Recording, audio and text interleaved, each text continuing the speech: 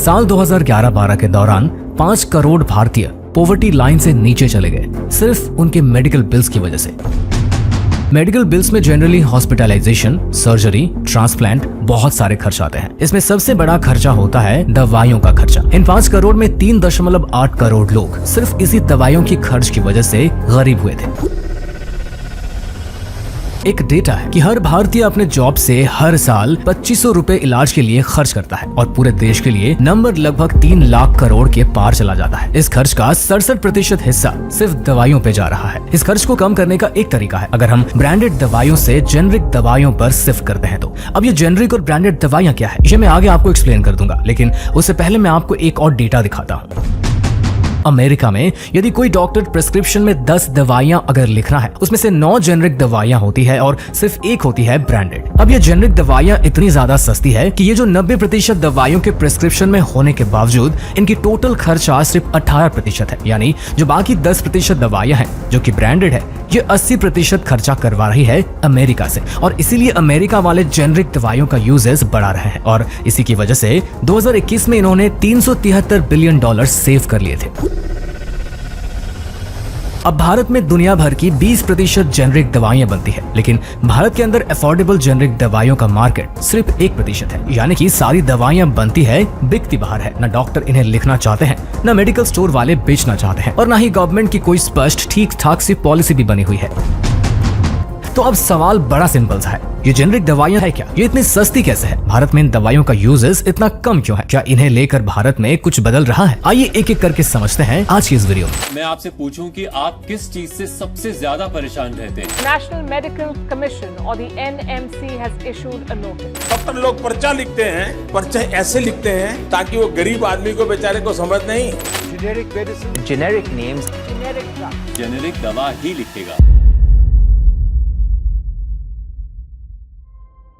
दवाइयां usually 2 types की होती है, ब्रांडेड और जेनरिक। ये ब्रांडेड के अंदर ना 2 और टाइप होते हैं, ब्रांडेड प्रिटेंडेड दवाइयां और ब्रांडेड जेनरिक दवाइयां। कोई भी बड़ी फार्मा कंपनी जब रिसर्च करके दवा इन्वेंट करती है तो उसको पेटेंट करवा लेती है, फिर सिर्फ ये अपने नाम से इसको बेचती है। अब ये होती है ब्रांडेड पेटेंटेड दवाइयां। अब ये पेटेंट कुछ टाइम बाद खत्म हो जाता है, तो इसके बाद बाकी कंपनी भी ये दवा बना सकती है और अपने अपने ब्रांड के नाम से इनको बेचना शुरू कर देते हैं। इन्हीं को बोलते हैं ब्रांडेड जेनरिक दवाइयां। मतलब दवा पर ब्रांड का नाम तो है, लेकिन अब सब लोग बना रहे हैं तो ये दवा जेनरिक हो जाती है। अब भारत में दवाइयां जितनी बिकती है उसमें 90% दवाइयां ये ब्रांडेड जेनरिक वाली होती है और बाकी सिर्फ 10% ही होते हैं जिस पर किसी एक कंपनी का पेटेंट है। फिर आती है एकदम जेनरिक दवाइयां जिसमें सिर्फ दवा का केमिकल कंपाउंड लिखा जाता है, इसमें कोई ब्रांड नाम नहीं इंक्लूड होता। अगर कीमत की बात करो तो जो ब्रांडेड पेटेंटेड दवाई है जो सिर्फ एक कंपनी बनानी है वो सबसे महंगी होती है। फिर ब्रांडेड जेनरिक वाली आई है जो कि थोड़ी सस्ती होती है, अगर यहाँ पर भी ब्रांड लिखा है तो इनका भी खर्चा ज्यादा होता है। सबसे सस्ती होती है जेनरिक दवाइयां जिस पर सिर्फ केमिकल कंपाउंड लिखा हुआ है। किसी भी दवाई के पीछे मेनली 3 डिटेल्स आप नोटिस करोगे, दवाई का ब्रांड, वो किस कंपनी ने बनाई है और उसके अंदर सॉल्ट कंपोजिशन क्या पड़ा हुआ है। जैसे इस दवाई को देखो, इसका ब्रांड नेम है डोलो 650, कंपनी का नाम है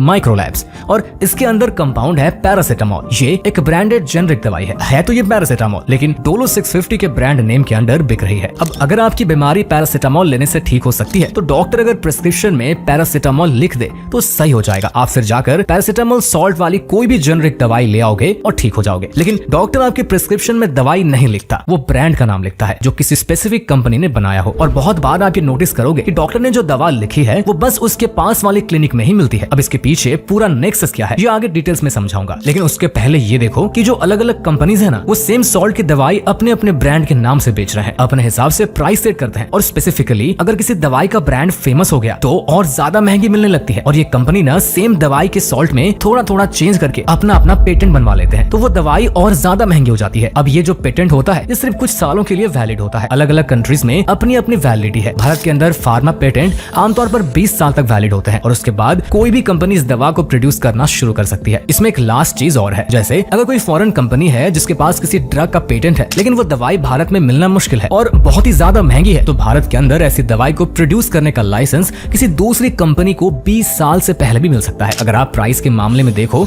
तो जेनरिक ड्रग ब्रांडेड वाली से 80 से 85% तक सस्ती होंगी। यानी ब्रांडेड वाली 100 की मिल रही है तो जेनरिक आपको 20 रुपए में मिल जाएगी। तो आप ये सोच सकते हो कि अगर जेनरिक वाली इतनी सस्ती है तो ये गवर्नमेंट ब्रांडेड ड्रग अलाउ क्यों करती है, सारी ड्रग जेनरिक कर दो। देखिए, हम इस बात को एकदम ब्लैक एंड व्हाइट में नहीं समझ सकते। अब जो ब्रांडेड ड्रग बना रही है कंपनी वो बिल्कुल भी गलत नहीं है। दरअसल Pfizer, Johnson and Johnson, Novartis, AstraZeneca, ये सब बड़ी बड़ी फार्मा कंपनीज है। ये कोई ड्रग ऐसा नहीं बना देती, इसके पीछे सालों की रिसर्च डेवलपमेंट लगती है। इसमें बिलियंस ऑफ डॉलर्स खर्च होते हैं। इनफैक्ट फार्मा कंपनीज के बारे में एक फैक्ट है, ये अपनी कमाई का 15% से लेकर 30% हिस्सा सिर्फ रिसर्च एंड डेवलपमेंट में लगाते हैं। ये किसी भी और इंडस्ट्री में आप देख लो, इतना ज्यादा कहीं नहीं होता। यहाँ तक कि एप्पल और गूगल वाले भी 6 से 12% ही रिसर्च में खर्च करते हैं। जो आप लिस्ट देखें, अलग अलग इंडस्ट्री से टॉप ऐसी 20 कंपनी को शामिल किया गया है जो रिसर्च में सबसे ज्यादा खर्चा करती है। इसमें 7 सिर्फ एक इंडस्ट्री से आ रही है, फार्मा इंडस्ट्री से। किसी भी ड्रग का रिसर्च का जो प्रोसेस होता है बड़ा कम्प्लेक्स होता है और रिसर्च सक्सेस होने के बाद भी सिर्फ ट्रायल और अप्रूवल के प्रोसेस में ही 3 स्टेज से गुजरना पड़ता है और इसके अंदर भी अलग अलग फेजेस होते हैं। इस पूरे प्रोसेस में 12 से 13 साल लग सकते हैं और हर दवाई इस प्रोसेस तक पहुंच भी नहीं पाती। सिर्फ 15% ऐसी ड्रग्स है जो ये सारे स्टेजेस को क्रॉस कर पाते हैं और इसीलिए इस तरह पर रिसर्च करने के लिए हर फार्मा कंपनी अलग अलग देश में बेस्ट टैलेंट को हायर करती है, रिसर्च सेंटर खोलती है, बहुत सारी ट्रायल करवाती है और फिर कहीं जाकर ये लोग कोई एक ड्रग बना पाते हैं जिस पर अप्रूवल मिलता है। तो जब इतना सारा पैसा खर्च हो चुका है और तो और ये कंपनी चाहेगी कि ये ड्रग बेच के वो पैसा वसूल भी करे और इसके लिए रिसर्च के साथ साथ फार्मा कंपनीज का मार्केटिंग बजट भी बहुत हाई होता है। ये फार्मा कंपनी जितने एड चलाती है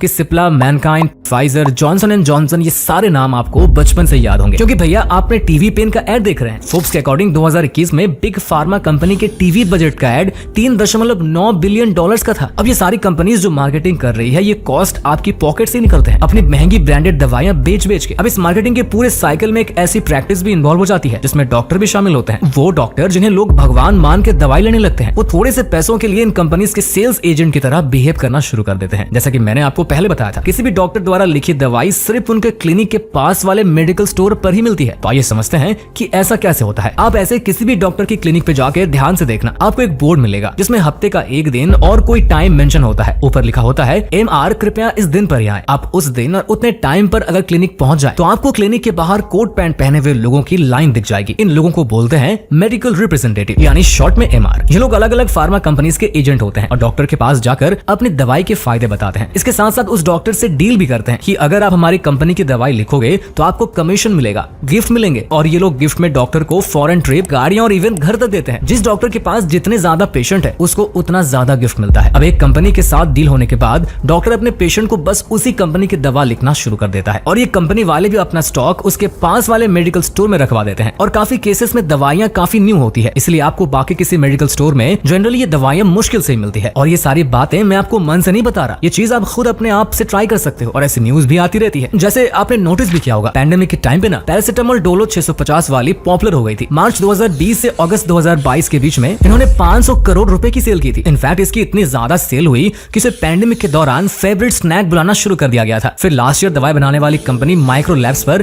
टैक्स फ्रॉड का एक केस हुआ। CBDT यानी central board of direct taxes ने कोर्ट में ये कहा कि इस कंपनी ने 1000 करोड़ रुपए तक के गिफ्ट्स पूरे देश भर में अलग अलग डॉक्टर को दिए थे ताकि ये डॉक्टर किसी भी पेशेंट को पैरासिटामोल जब देते हैं तो उसमें सिर्फ डोलो 650 का नाम ही लिखा जाए। अब यहाँ पर एग्जाम्पल पैरासिटामोल का है, लेकिन बात सिर्फ उसकी नहीं है। ऐसे बहुत सारे कंपाउंड की अलग अलग दवाइयां आती है। अगर डॉक्टर कंपाउंड का नाम लिख दे तो आप जेनरिक ड्रग खरीद लाओगे जो कि सस्ती होगी, लेकिन डॉक्टर लिखता है ब्रांड का नाम जो जनरली महंगी मिलती है और इसमें डॉक्टर का कमीशन होता है, इसलिए वो सिर्फ उसी ब्रांड का नाम लिखता है जिसकी तरफ से उसको गिफ्ट मिल रहे होते हैं। अब क्योंकि इतना पैसा इन्वॉल्व है इसलिए डॉक्टर जेनरिक दवाइयां लिखना नहीं चाहते, दुकान वाले जेनरिक दवाइयां बेचना नहीं चाहते और गवर्नमेंट को भी टफ कानून लाकर इसको इम्प्लीमेंट करने में बड़ी प्रॉब्लम आती है। और जनता को तो यही क्लियर नहीं है कि ब्रांडेड और जेनरिक ड्रग्स का गेम क्या होता है। ऐसे में फार्मा कंपनीज की 5 उंगलियां घी में और सिर्फ कढ़ाई में होता है। लेकिन लास्ट ईयर से कुछ ऐसा ही लग रहा है कि गवर्नमेंट अब जेनरिक दवाइयों को प्रमोट करने के लिए थोड़ा एक्टिव हो गई है। वैसे 2002 से मैंडेटरी है ये बात कि डॉक्टर जेनरिक दवाइयां प्रिस्क्राइब करें, लेकिन हाल ही में इसके खिलाफ एक कड़ा फैसला लिया गया जब नेशनल मेडिकल कमीशन ने यह कहा कि अगर डॉक्टर जेनरिक ड्रग प्रिस्क्राइब नहीं करेगा तो उसको पेनलाइज किया जाएगा, उसके लाइसेंस को भी रिवोक किया जा सकता है। अब डॉक्टर जो है वो इस बात से बिल्कुल खुश नहीं है। इंडियन मेडिकल एसोसिएशन जो भारत में डॉक्टरों की सबसे बड़ी संस्था है, इसने इस बात को अपोज किया। डॉक्टर का कंसर्न ये है कि जेनरिक दवाइयों की अवेलेबिलिटी बहुत कम रहती है। डॉक्टर कहते हैं कि हम जेनरिक दवाइयां लिख भी देंगे तो जो पेशेंट है वो मेडिकल स्टोर पर जाएगा और वहां पर जो फार्मासिस्ट है प्रिस्क्रिप्शन पर कंपाउंड पढ़कर उसे कोई ब्रांडेड ही दवाई देगा और कई बार उसे ब्रांड की दवाई में हो सकता है कुछ और भी ऐसे कंपाउंड मिले जो उसे पेशेंट के लिए ठीक ना हो और ऐसे में पेशेंट के लिए लेने के देने महंगे पड़ सकते हैं। अब अपने देश में मेजोरिटी लोग आज भी दवाइयों को पीली वाली, नीली वाली, गोल वाली, लंबी वाली ऐसे कह के पहचानते हैं। तो उनके लिए सॉल्ट कंपाउंड को देखना, समझना और